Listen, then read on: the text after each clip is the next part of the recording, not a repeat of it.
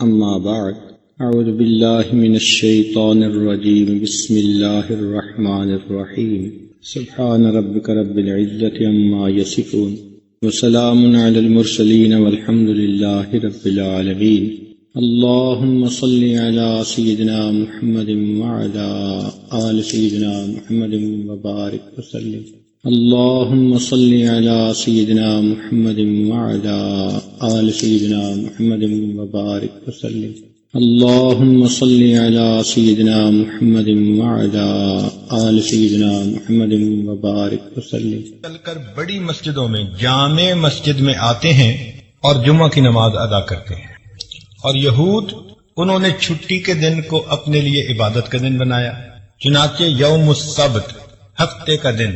اب یہاں پر ایک مزاج کو سمجھنے کی ضرورت ہے کہ قوم نصارہ میں جب کسی کام کو شروع کیا جائے تو اس وقت خوشی منانے کا دستور ہے۔ کائنات بننی شروع اتوار کے دن ہوئی، اتوار کا دن ان کے لیے عید کا دن، اس لیے آپ دیکھیں گے کہ ان کے ہاں برتھ ڈے منانے کا رواج بہت عام ہے، جو کہ زندگی کی ابتدا ہو رہی ہوتی ہے، جبکہ امت مسلمہ کا مزاج اور ہے۔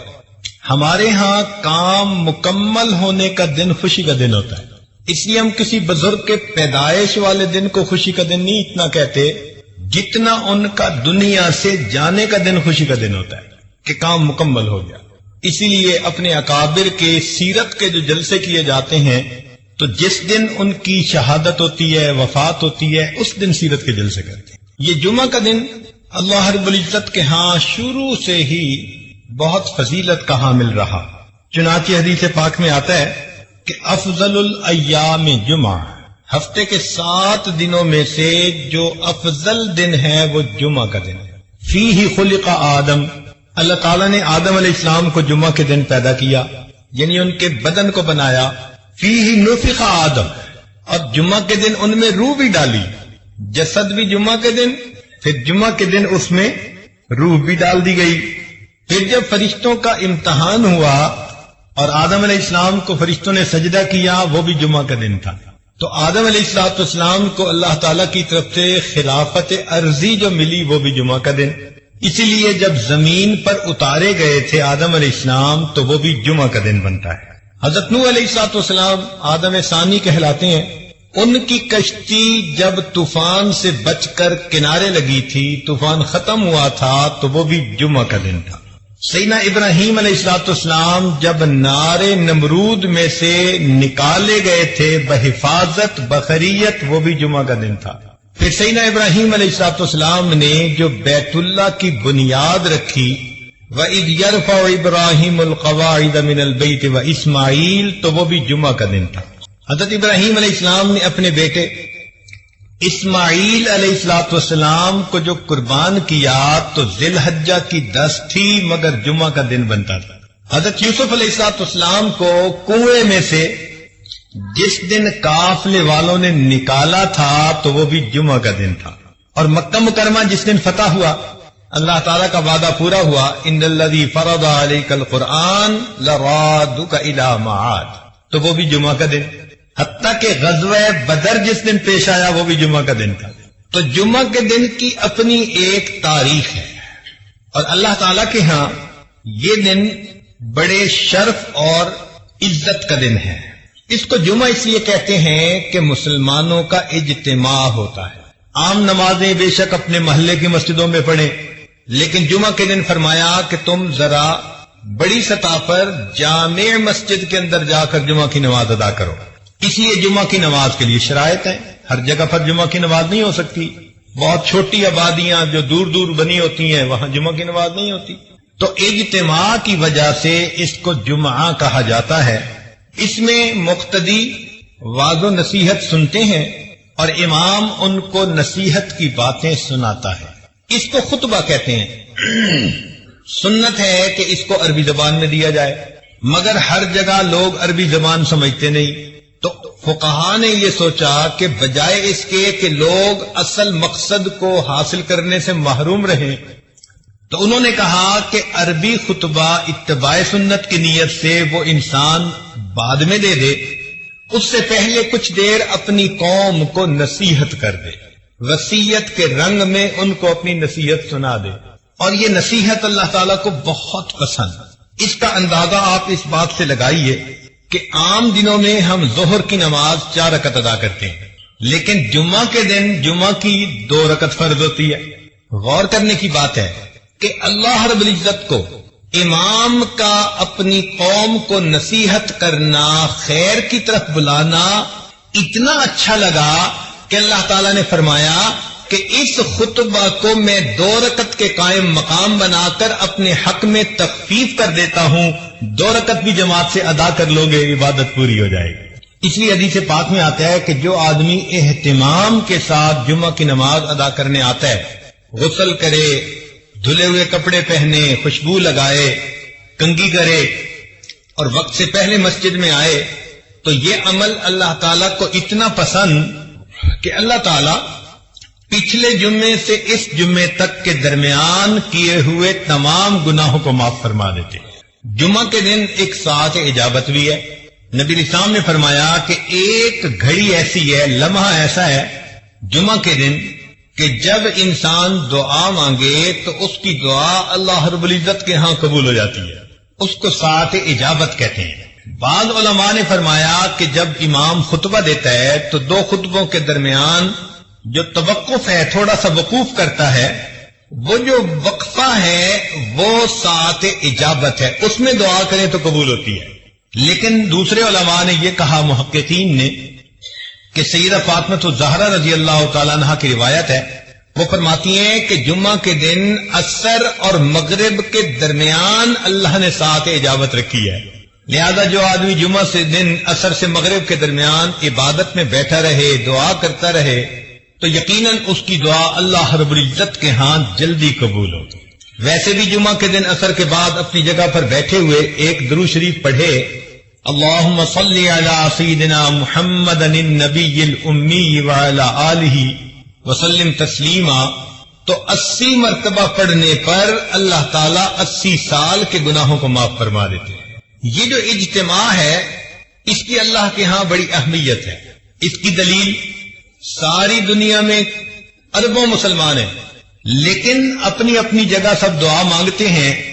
ان کی دعا پر قبولیت کا وعدہ نہیں ہے اللہ کی طرف سے، لیکن اگر اس میں سے چند لاکھ میدان عرفات میں حج کے موقع پر اکٹھے ہو جاتے ہیں تو اب ان کا اکٹھے ہو کر دعا مانگنا اللہ کو اتنا پسند آیا، فرمایا کہ میدان عرفات میں جو بھی دعا مانگتے ہیں اللہ تعالیٰ سب دعائیں قبول فرما لیتے ہیں. تو یہ مل کر مانگنا بھی اللہ کے ہاں ایک مقام رکھتا ہے. ایک بزرگ تھے، مجمع میں دعا مانگتے، کہتے دعا قبول ہو گئی. کسی نے کہا کہ حضرت آپ کو کیسے پتا؟ فرمایا بھئی اتنے لوگ اگر کسی دنیا دار کے دروازے پہ پہنچ جائیں اور اس سے ایک چونی مانگے تو وہ اتنے ہزاروں لوگوں کو چونی دے کے بھیجے گا یا خالی؟ اس نے کہا جی اتنے لوگوں کو تو خالی نہیں بھیجے گا، لحاظ کرے گا. فرمایا اس سخی کے لیے چونی دینا مشکل کام ہے، اللہ رب العزت کے لیے اپنے بندوں کو معاف کر دینا یہ آسان کام ہے. اب دیکھیے کہ اس جمعے میں خطیب نچوڑ کیا نکالتے ہیں اپنے خطبے کا. واضح و نصیحت کی باتیں کر کے آخر پر خطیب یہ کہہ رہا ہوتا ہے کہ وَلَذِكْرُ اللَّهِ تَعَالَى أَعْلَى وَأَوْلَى وَأَجَلُّ وَأَتَمُّ وَأَهَمُّ وَأَكْبَرُ وَاللَّهُ يَعْلَمُ مَا تَصْنَعُونَ. یہ پوری کی پوری نصیحت کا نچوڑ ہوتا ہے. اس سے اللہ تعالیٰ کی یاد کی اہمیت کا اندازہ لگا لیجئے.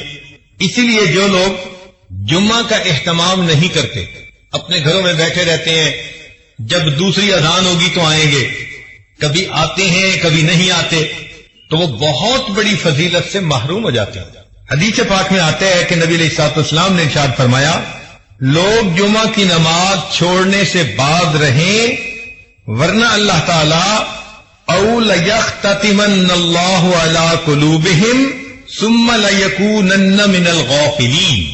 اگر وہ جمعہ کی نماز چھوڑیں گے اللہ تعالیٰ ان کے دلوں پر مہر لگا دیں گے. تو دلوں پہ مہر جباریت لگا دی جاتی ہے جو انسان جمعہ کی نماز میں غفلت کرتا ہے. اور ویسے بھی سوچئے، قوم یہود نے یوم الست کی ناقدری کی تھی، یوم السبت کی ناقدری کی تھی. ان کو کہا گیا تھا کہ اس دن تم نے مچھلیاں نہیں پکڑنی، مگر انہوں نے ہیلے بہانے سے اپنی مرضی پوری کر لی۔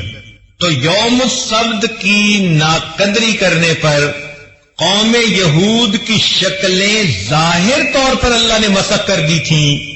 علماء نے لکھا جو امت مسلمہ کا بندہ جمعہ کے دن کی ناقدری کرے گا، اللہ تعالیٰ اس کے من کی باطنی شکل کو مسخ فرما دے گا۔ اس لیے آپ دیکھیں کہ جو بندہ جمعے کا اہتمام نہیں کرتا نا، وہ کسی کام کا نہیں رہتا، دل مسخ ہو جاتا ہے، دل کی شکل اندر کی بدل دی جاتی ہے۔ باقی اللہ رب العزت نے فضیلت دی جمعہ کے دن کو، تو یہ دستور ہے کہ محبوب کی جہاں نظر پڑتی ہے اسی کو شرف مل جاتا ہے۔ تو اللہ تعالیٰ نے انبیاء میں سے کچھ انبیاء کو شرف بخشا، ان کو کتابیں عطا فرمائی، چنانچہ تورات، انجیل، زبور اور قرآن مجید۔ پھر اگر نبی علیہ الصلوۃ والسلام کے صحابہ میں دیکھیں تو 4 خلفاء کو اللہ تعالیٰ نے فضیلت عطا فرمائی، جن کو ہم خلفائے راشدین کہتے ہیں۔ پھر ذرا آگے چلیں تو اللہ رب العزت نے ائمہ میں سے 4 ائمہ کو ایک شان عطا فرمائی، امام اعظم ابو حنیفہ رحمۃ اللہ علیہ، امام مالک، امام شافعی اور امام احمد بن حنبل رحمۃ اللہ علیہ۔ پھر اور غور کیجئے کہ 4 مہینوں کو اللہ تعالیٰ نے محترم مہینے بنایا، رجب، شعبان، رمضان اور محرم۔ پھر اللہ تعالیٰ نے 4 راتوں کو فضیلت عطا فرمائی، شب قدر، 15 شعبان کی رات، اور شب عید اور شب جمعہ اللہ رب العزت نے فضیلت عطا فرمائی۔ 4 دنوں کو بھی فضیلت عطا فرمائی گئی، چنانچہ یوم عرفہ جس دن حج ہوتا ہے، یوم الفطر عید فطر کا دن، یوم الاضحیٰ عید الضحیٰ کا دن، اور یوم الجمعہ جمعہ کا دن۔ اللہ رب العزت نے ان دنوں کو بھی فضیلت عطا فرمائی۔ لہذا ہمیں جمعہ کے دن کا اہتمام اپنے اندر پیدا کرنے کی ضرورت ہے، اور یہ جو ہماری ایک عادت بنتی جا رہی ہے کہ جی دوسری اذان ہوگی اور پہلی رکعت کھڑے ہوتے ہوتے ہم جمعہ میں چلے جائیں گے، تو اس سے انسان بہت ساری فضیلتوں سے محروم رہ جاتا ہے۔ حق یہ بنتا ہے کہ وقت سے پہلے آئیں اور مسجد میں بیٹھ کر اللہ کی عبادت کریں، امام کی نصیحت کو سنیں، تاکہ پچھلے ہفتے سے اس ہفتے تک کے تمام گناہ اللہ تعالیٰ معاف فرما دے۔ یہاں پر ایک نقطے کی بات ذرا سمجھنے والی ہے، توجہ فرمائیے گا۔ اس دنیا میں جو چیزیں ہیں یہ جنت کی نعمتوں کا عکس ہیں، جو چیزیں بھی اس دنیا میں ہیں وہ جنت کی نعمتوں کا عکس ہیں۔ اس لیے جو دنیا کے پھل ہیں یہ آخرت کے جنت کے پھلوں کے مشابہ ہے۔ وَأُتُوا بِهِ مُتَشَابِهًا، اللہ تعالیٰ فرماتے ہیں کہ جنت میں پھل ملیں گے جو مشابہ ہوں گے، تو وہاں کے انار یہاں کے انار کی شکل والے ہوں گے، لیکن ان کی کوالٹی، ان کی رنگت، ان کا ذائقہ وہ بہت بہتر ہوگا۔ مگر یہ نہیں ہو سکتا کہ وہاں کے انار یہاں کے آلو کی طرح، یا یہاں کے امرود وہاں کے کیلے کی طرح، نہیں۔ جو شکل یہاں ہے شکل وہی ہوگی، لیکن کوالٹی کے اندر فرق ہوگا، تو مشابہت ہوگی۔ جب ان پھلوں میں مشابہت، تو جیسے دنیا کے گھر ایسے آخرت کے گھر وہ بھی اسی طرح ہوں گے، دروازے ہوں گے، کھڑکیاں ہوں گی، دیواریں ہوں گی، چھت ہوگی، جیسے گھر بنتے ہیں۔ مگر یہاں کے گھر اینٹ گارے سے بنے، وہاں کے گھر سونے چاندی کی اینٹوں سے بنیں گے، مشک کا اس میں سیمنٹ استعمال کیا جائے گا۔ اور بعض لوگوں کو اللہ تعالیٰ سرخ یاقوت سے بنا ہوا پورا گھر عطا فرما دیں گے، مگر مشابہت ہوگی۔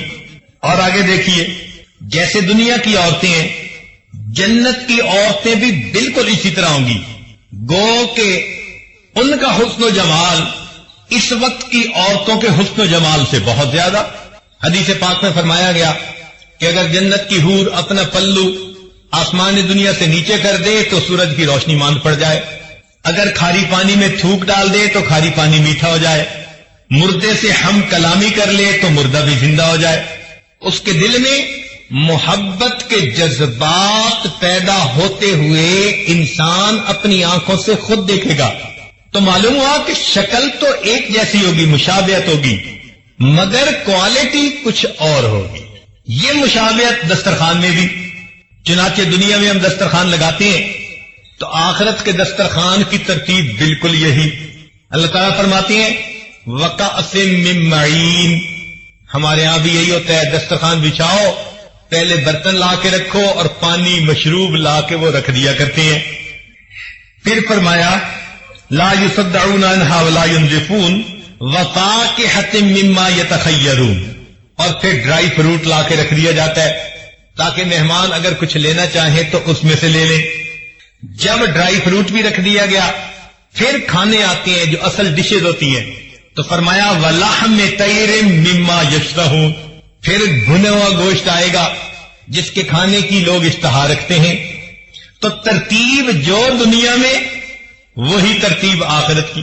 تو جب یہ بات سمجھ آ گئی کہ دنیا کی نعمتیں آخرت کی نعمتوں کا عکس ہیں، جو یہاں معاملہ ہوگا ویسا ہی معاملہ آخرت میں، مگر وہاں کی کوالٹی، وہاں کی لذتیں وہ ایسی ہوگی کہ دنیا کو اس کے ساتھ کوئی نسبت ہی نہیں ہے، مگر عکس ضرور ہے۔ تو جب یہ بات سمجھ میں آ گئی کہ دنیا کی نعمتیں آخرت کی نعمتوں کا عکس ہیں، اب حقیقت کی بات سمجھیے کہ جمعہ کو فضیلت اس لیے ملی کہ یہ آخرت کی ایک نعمت کا عکس ہے۔ وہ کون سی نعمت؟ حدیث پاک میں آتا ہے کہ جنتی جب جنت میں جائیں گے تو جنتی مخلوق کے حسن کو دیکھیں گے، اتنا متعجب ہوں گے، حیران ہوں گے، 70 سال تک ٹکٹکی باندھ کے دیکھتے رہ جائیں گے اور ان کو وقت گزرنے کا احساس نہیں ہوگا۔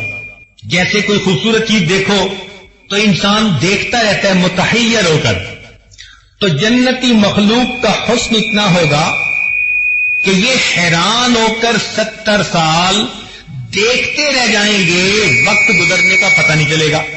پھر جنتی وہاں زندگی گزاریں گے۔ حدیث پاک میں آتا ہے کہ جب جنتی اپنی زندگی انجوائے کرنے لگ جائیں گے، اللہ تعالیٰ جنتیوں سے خطاب فرمائیں گے فَاسْأَلُونِي مَا شِئْتُمْ، میرے بندو مانگو مجھ سے تم کیا مانگتے ہو۔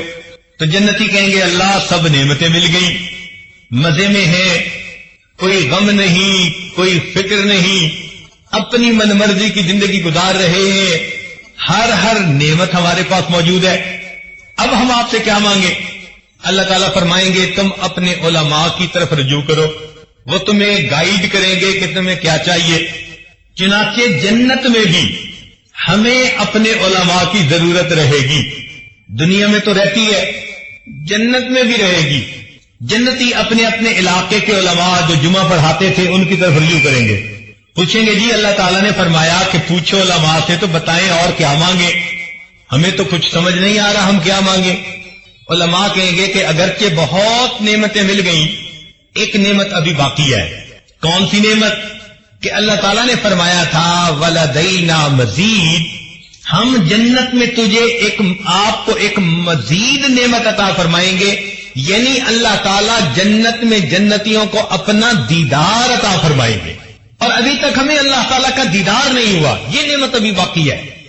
تو بس یہ سنتے ہی جنتی وجد میں آئیں گے، عشق و مستی میں، اور اللہ تعالیٰ سے جنتی فریاد کرنے لگ جائیں گے اللہ مکان ہو اور مکی کی ملاقات نہ ہو تو مزہ کیا، جنت میں تو آپ نے پہنچا دیا، اگر آپ سے ملاقات آپ کا دیدار نہ ہو تو جنت کا مزہ کیا۔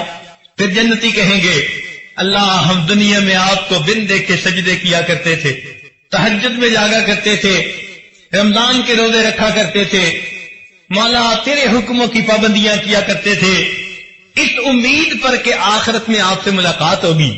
اور آپ نے فرمایا بھی تھا کہ واللہ یدعو الی دار السلام، اللہ تعالیٰ دار السلام میں تمہیں بلاتا ہے، مولا اب تو ہم جنت میں پہنچ گئے، اب ہمیں اپنا دیدار عطا فرما دیجئے۔ چونکہ جب عاشق صادق کو پتہ چلتا ہے نا کہ محبوب سے ملاقات کا امکان ہے تو اس کا عشق اس کو بے قرار کر دیتا ہے، تو جنتی اس وقت اپنے اندر عشق کا ایسا جذبہ محسوس کریں گے کہ کہیں گے اللہ ہمیں جلدی اپنا دیدار عطا فرما دیجیے۔ اب تو آپ کا گھر بھی ہے، موقع بھی ہے، دستور بھی ہے، محبوب کے گھر پہنچ جائیں تو محبوب ملاقات کا شرف عطا کرتا ہے۔ لہذا اے میرے مولا ہمیں اپنا دیدار عطا کیجیے۔ علماء نے لکھا کہ اللہ تعالیٰ اپنا دیدار کروائیں گے، فرمائیں گے جنتیوں اس کے لیے تیاری کرو۔ جیسے دنیا میں شادی ہوتی ہے تو اس سے پہلے لوگ تیاری کرتے ہیں، کپڑے سلواتے ہیں، پھر اپنے بال بنواتے ہیں، پھر نہا دھو کے کپڑے پہن کے خوشبو لگا کے تقریب میں شرکت کے لیے جاتے ہیں۔ بالکل اسی طرح جنتی بھی تیاری کریں گے۔ ان کے لیے ایک بازار ہوگا جو حسن و جمال کا بازار ہوگا۔ جنتی وہاں جائیں گے تو جیسے چاہیں گے ان کو اللہ تعالیٰ ان کے من پسند کا حسن و جمال عطا کر دے گا۔ آج دنیا میں جس کا چہرہ گول وہ لمبا نہیں ہو سکتا، جس کا لمبا وہ گول نہیں ہو سکتا، آنکھیں چھوٹی تو موٹی نہیں ہو سکتی، موٹی ہے تو بادامی نہیں بن سکتی، تو لمیٹیشن ہے۔ مگر جنت کا معاملہ اور، اس بازار میں جنتی جائیں گے جیسے چاہیں گے، میرے بال ایسے ہوں، میری آنکھیں ایسی ہوں، میرے ہونٹ ایسے ہوں، میرے رخسار ایسے ہوں، ان کے اوپر رخسار کی جو چمک ہے وہ ایسی ہو، خوبصورتی ایسی ہو، دانت ایسے ہوں، یہ سوچتے چلے جائیں گے، اللہ تعالیٰ ان کو من پسند کا حسن عطا کرتے چلے جائیں۔ آپ سوچئے ذرا وہ کیا جگہ ہوگی جہاں مومن کو اس کے من پسند کا حسن ملے گا۔ اللہ اکبر کبیرہ۔ آج عورتیں اپنا میک اپ کرتی ہیں کہ ہم خوبصورت نظر آئیں، لیکن جو اللہ نے ان کے نقش نین بنا دیے اس کو بدل تو سکتی نہیں۔ لیکن وہاں تو معاملہ ہی کچھ اور ہے، جو سوچیں گے اللہ تعالیٰ من پسند کا حسن و جمال عطا فرما دیں گے۔ پھر جنتی ایک جگہ پہنچیں گے، دریا کے کنارے کی جگہ ہوگی، اور وہاں پر جنتی کرسیوں کے اوپر بٹھا دیے جائیں گے، نور کی بنی ہوئی کرسیاں ہوں گی، ممبر ہوں گے، پہلے انبیاء کی صفیں، پھر ان کے صحابہ کی، پھر صدیقین، شہداء، صالحین، سب صفیں ہوں گی، تو جنتی وہاں پر بٹھا دیے جائیں گے۔ حدیث پاک میں آتا ہے کہ اللہ تعالیٰ ان کی دعوت فرمائیں گے۔ جیسے آپ کسی کے ہاں جاتے ہیں، وہ کہتے ہیں جی پہلے ہم کھانا کھا لیتے ہیں پھر ذرا مل کے باتیں کریں گے، چنانچہ اللہ تعالیٰ دعوت کریں گے، مگر ایک ایک جنتی کے سامنے 70,000 پلیٹوں کے اندر کھانے رکھے جائیں گے۔ یہ اس کریم کی مہربانی ہے۔ نزلا من غفور الرحیم۔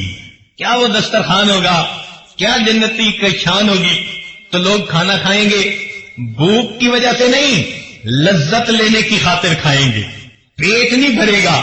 یہاں تو ایک ڈش کھا لو تو دوسری ڈش کی جگہ نہیں ہوتی، دوسری کھا لو تو تیسری چکھنا بھی مشکل ہوتی ہے۔ وہاں تو لذت کی وجہ سے کھائیں گے، پتہ نہیں کیا کیا مزے پائیں گے۔ چنانچہ جب کھا لیں گے پی لیں گے، مجلس شروع ہوگی، حضرت داؤد علیہ السلام اپنی زبان میں اللہ کا کلام سنائیں گے۔ اب ذرا غور کیجیے، آج ہم ایک اچھے قاری سے اللہ کا قرآن سنتے ہیں تو طبیعت پہ کیا وجد کسی کیفیت آ جاتی ہے۔ تو کائنات کے جتنے بھی انسان ہیں ان میں سب سے زیادہ خوش آوازی اللہ تعالیٰ نے داؤد علیہ السلام کو عطا فرمائی۔ لہن داؤدی مشہور ہے، قرآن مجید میں ہے کہ جب وہ زبور پڑھتے تھے تو چلتا پانی رک جاتا تھا، پرندے ان کے جو ہے وہ کندھے پہ آ کر بیٹھ جاتے تھے۔ اللہ اکبر، کیا آواز ان کی سریلی ہوگی، کیا سوز ہوگا ان کی آواز میں، وہ اللہ کا قرآن سنائیں گے۔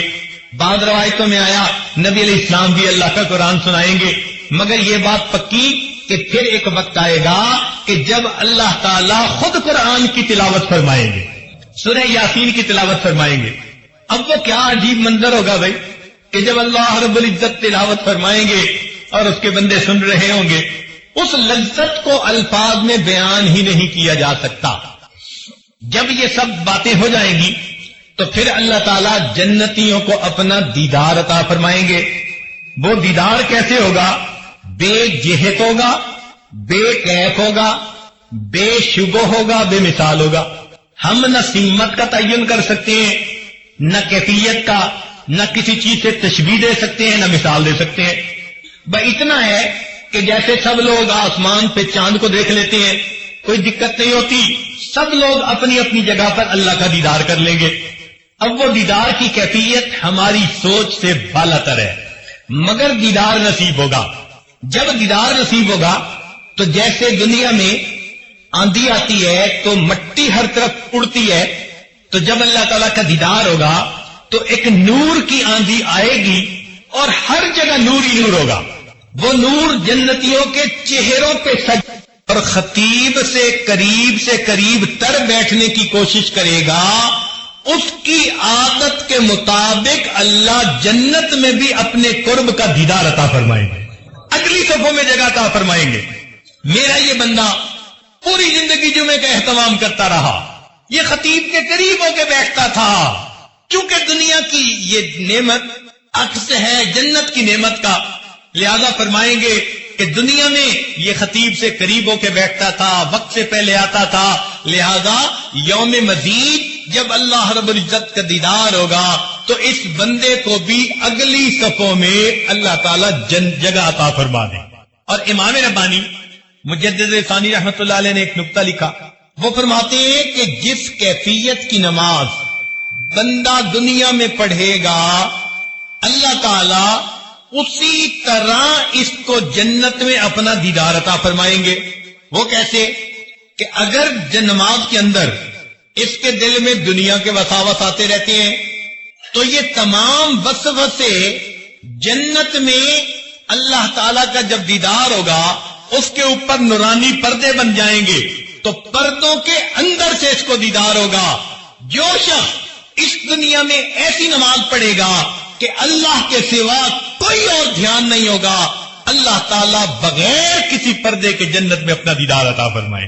تو ہمیں اس بات کی تمنا کرنی چاہیے کہ ہم بھی اگلی صفوں میں آ کر بیٹھا کریں، امام خطیب کے خطبے کو توجہ سے سنا کریں، اور اس خطبے کو سنتے ہوئے مراقبہ کرنے سے پرہیز کیا کریں، اس لیے کہ نماز میں نگاہیں رکھنے کی بھی جگہ متعین کر دی گئی۔ قیام میں ہو تو سجدے کی جگہ، رکوع میں ہو تو دونوں انگوٹھوں کے درمیان، سجدے میں جاؤ تو جیسے ناک کے اوپر، اتحیات میں بیٹھو تو دامن کے اوپر۔ جیسے نماز میں نگاہ کی جمع کو مخصوص کر دیا، اسی طرح خطبے کے دوران مومن کو کہا گیا تم خطیب کی طرف متوجہ رہو، یہ سوچتے رہو اللہ آج تیرا پیغام پہنچانے والے کے چہرے کو دیکھ رہے ہیں، اس نعمت کے بدلے تو جنت میں ہمیں اپنے چہرے کا دیدار عطا فرما دے۔ تو یاد کا یہ جمعہ اس دن کا عکس ہے یوم مزید کا، لہذا اہتمام کے ساتھ جمعہ کے دن مسجد میں آیا کیجیے اور امام کی بات کو سنا کیجیے۔ ہم نے علماء ماوراء النہر کا اس معاملے میں ایک عجیب عمل دیکھا، شاید قزاقستان کی بات ہے، ایک مسجد میں جمعہ کا نماز پڑھانی تھی، تو ہم فجر کے بعد سفر کر کے وہاں پہنچے اور جاتے ہی سو گئے۔ خیال تھا کہ 2-4 گھنٹے آرام کریں اور اس کے بعد اٹھ کے 1 گھنٹہ پہلے جمعہ کی تیاری کر لیں گے۔ ہمارے یہاں دستور ایسا ہی ہے کہ اگر 1 بجے جمعہ ہونا ہے تو سمجھتے ہیں کہ 1 گھنٹہ پہلے وضو کریں گے اور تیاری کریں گے، اور اذان دوسری جو ہے اس سے 5 منٹ بھی پہلے پہنچ جائیں گے تو ہم وقت سے پہلے پہنچ گئے۔ ہمارے ہاں کی کچھ عادت ایسی بنی ہوئی ہے، چنانچہ مجھے 10 بجے دن میں اٹھنا ہوا تو خیال تھا کہ بھئی نہا لیں، غسل کر لیں۔ جب باہر نکلے تو دیکھا کہ مسجد لوگوں سے بھری ہوئی ہے، اندازاً ایک مسجد میں اس وقت کوئی 500 بندے موجود تھے۔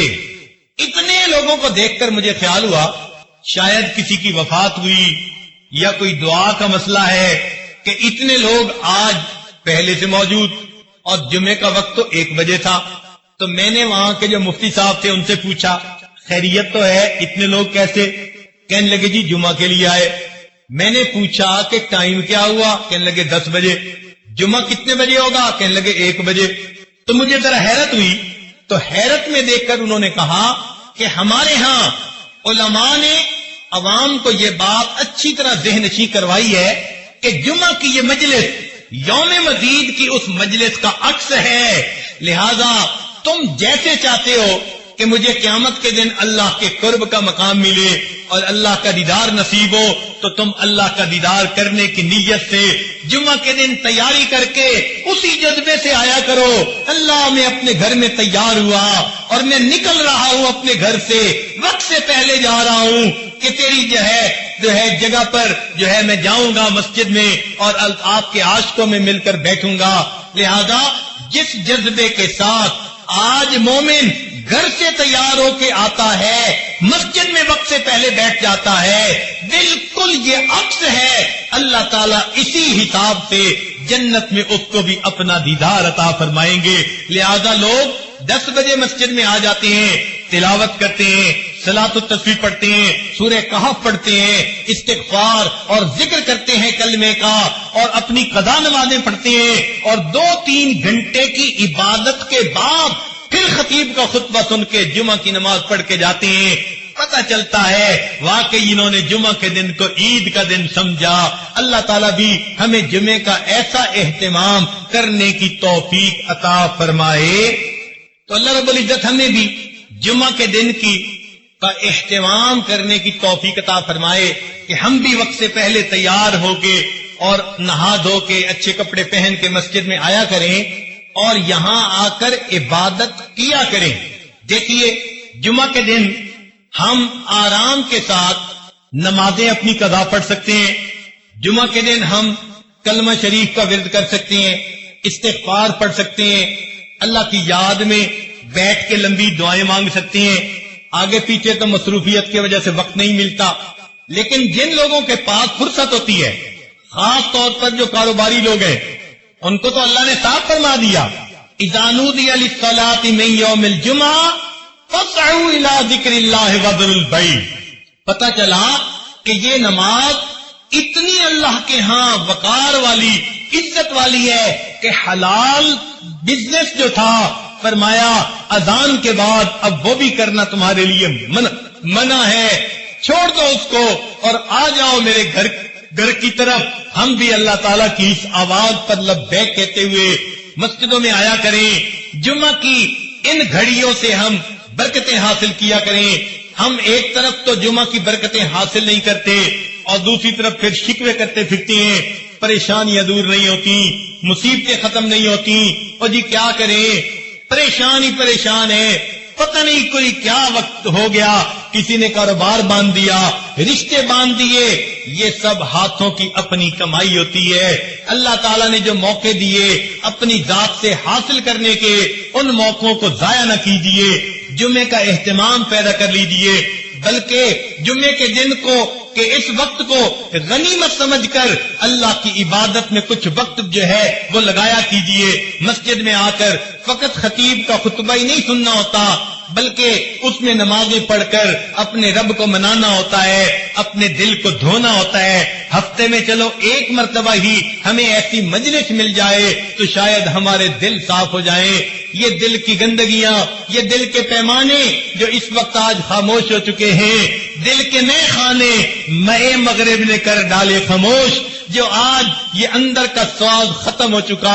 ہم مسجد میں آیا کریں اور اللہ تعالیٰ سے لو لگا کر بیٹھیں، میرے مولا مہربانی فرما دیجئے گا، ہمارے حال پر رحمت کی نظر فرما دیجئے گا، ہماری اندر کی کیفیت بنے گی۔ اور اگر ہم جمعے کی نماز بھی نہیں پڑھیں گے، جیسے دفتروں کے بہت سارے لوگ بہانے کر لیتی ہیں، او جی ہم دفتر میں کام کرتے ہیں، ہمیں تو جمعے کی فرصت نہیں ملتی، تو یقین کیجئے جو انسان جمعے کی ناقدری کرتا ہے، اللہ تعالیٰ پھر ان کے من کی شکلوں کو اسی طرح مسخ کر دیتا ہے جیسے یوم السبت کی ناقدری کرنے سے اللہ نے یہود کی شکلوں کو مسخ کر دیا تھا۔ چنانچہ مشہور واقعہ ہے، امام شاہ ولی اللہ محدث دہلوی رحمت اللہ علیہ کے بیٹے شاہ عبد العزیز رحمت اللہ علیہ، وہ اپنے گھر کے قریب مسجد بنی ہوئی تھی جس کو مسجد بیت کہتے ہیں، وہیں پر اپنی نمازیں 5 جماعت کے ساتھ ادا کر لیتے تھے، لیکن جمعہ کی نماز کے لیے گھر سے چل کے دہلی کی جو شاہی مسجد ہے وہاں پر آیا کرتے تھے۔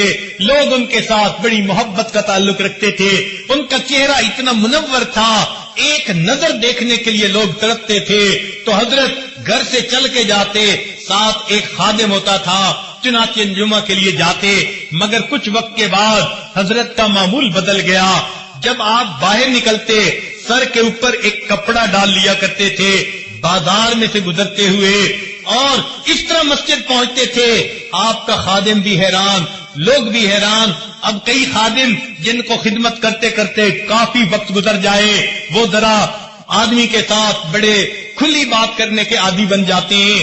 تو ایک دن خادم نے کہا، حضرت ہفتہ پورا تو یہ لوگ انتظار میں رہتے ہیں اور آپ کی ایک جھلک دیکھنے کے لیے گھروں سے آ کر راستے میں آپ کے منتظر ہوتی ہیں، اور آپ کے استغنا کا یہ عالم کہ جب جاتے ہیں تو اپنے اوپر آپ اس طرح رومال ڈال لیتے ہیں کہ ان کو چہرہ ہی نظر نہیں آتا۔ یہ کیا بات ہوئی؟ جب حضرت نے یہ بات سنی تو اپنا رومال اتار کر اس کے سر کے اوپر ڈال دیا۔ ایسا تصرف تھا اللہ کی طرف سے، ان کے ہاتھ پہ یہ کرامت صادر ہوئی کہ وہ جو ان کا خادم تھا، جب اس نے دیکھا تو اس کو بازار کے اندر انسان تو تھوڑے نظر آئے اور جانور چلتے ہوئے زیادہ نظر آئے۔ حیران ہو گیا، حضرت یہ کیا معاملہ؟